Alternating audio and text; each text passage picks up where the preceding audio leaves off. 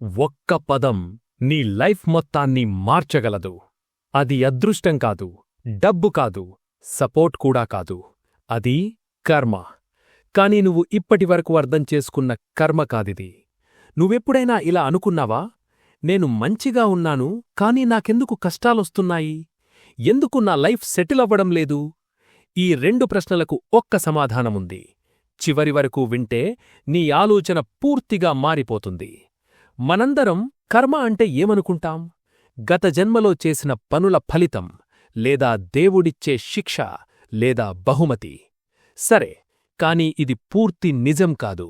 నిజం ఏమిటంటే, నీ ప్రస్తుత కర్మ నీ భవిష్యత్తు రాస్తుంది.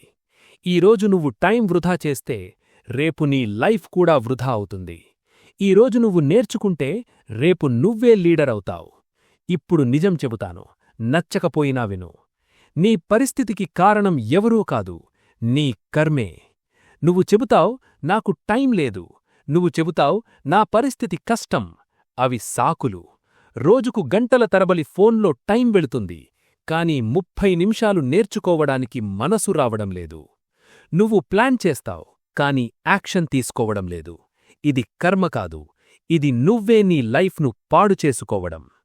ఒక్కసారి గమనించు, నువ్వు చెప్పేది కాదు, నువ్వు చేసే పని నీ లైఫ్ని నిర్ణయిస్తుంది. నువ్వు ఉదయం లేటుగా లేస్తే నీ భవిష్యత్తు కూడా లేటవుతుంది. నువ్వు పని మధ్యలో వదిలేస్తే నీ సక్సెస్ కూడా అక్కడే ఆగిపోతుంది. ఇది వినడానికి కఠినంగా ఉంది, కాని ఇదే నిజం. భగవద్గీతలో ఒక మాటుంది, కర్మణ్యేవాధికారస్తే మా ఫలేషు కదాచన.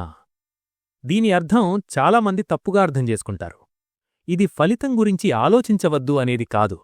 ఇది చెప్పేది, నీ కంట్రోల్లో ఉన్నది కర్మ మాత్రమే. నువ్వు చదవడం నీ చేతిలో ఉంది, ర్యాంక్ రావడం కాదు. నువ్వు పనిచేయడం నీ చేతిలో ఉంది, రిజల్ట్ వెంటనే రావడం కాదు.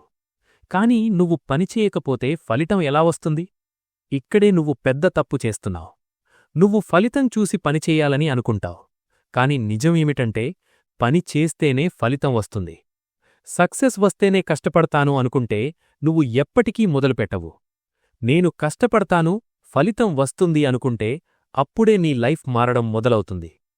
ఇప్పుడు ఏం చెయ్యాలో క్లియర్గా విను. రోజుకు 3 పనులు ఫిక్స్ చెయ్యి. 1. నేర్చుకోవడం, రోజుకు కనీసం 1 గంట. 2. పని చేయడం, డిస్ట్రాక్షన్ లేకుండా. 3. కంట్రోల్, ఫోన్, అలసట, ఆలస్యం మీద. నిద్రగా ఉన్నా ఇంకో 20 నిమిషాలు పనిచేయి. ఫోన్ తీసుకోవాలనిపించినా దాన్ని పక్కన పెట్టి చదువు. ఇది చిన్నదిగా అనిపిస్తుంది, కాని ఇదే నీ లైఫ్ని మార్చే కర్మ. ఒక్కసారి ఊహించు, 1 సంవత్సరం తరువాత నీ తల్లిదండ్రులు నిన్ను చూసి గర్వపడుతున్నారు, నీ ఫ్రెండ్స్ నిన్ను చూసి ఆశ్చర్యపోతున్నారు. ఇది ఎలా జరుగుతుంది? అదృష్టం వల్ల కాదు, నీ కర్మ వల్ల. కాని ఇదే ఫ్యూచర్ మరోలా కూడా ఉండొచ్చు. నువ్వు అదే అలవాట్లతో కొనసాగితే, అదే సాకులతో జీవిస్తే, అప్పుడు నీ భవిష్యత్తు నిన్ను అడుగుతుంది, ఎందుకు అప్పుడే మొదలుపెట్టలేదు? ఇప్పుడు 2 మార్గాలున్నాయి. ఈ వీడియో చూసి మోటివేట్ అవ్వచ్చు, లేదా నీ లైఫ్ మార్చుకోవచ్చు. తేడా ఒక్కటే, కర్మ. వినడం కర్మ కాదు, చేయడం కర్మ. ఇప్పుడీ వీడియో అయిపోయిన వెంటనే ఒక్క పని చెయ్యి. 20 నిమిషాలైనా ఏదైనా ఉపయోగకరమైన పనిచెయ్యి. ఫోన్ పక్కన పెట్టి నీ భవిష్యత్తు కోసం పనిచెయ్యి. అది చిన్నదిగా అనిపిస్తుంది, కాని అదే నీ కొత్త జీవితానికి మొదలు. ఇప్పుడు చివరి ప్రశ్న, ఇప్పటివరకు చేసిన కర్మతో నీ లైఫ్ ఇక్కడికొచ్చింది. ఇక నుంచి చేసే కర్మతో నీ లైఫ్ ఎక్కడికి వెళ్తుంది? ఆ నిర్ణయం ఇప్పుడే నీ చేతుల్లో ఉంది.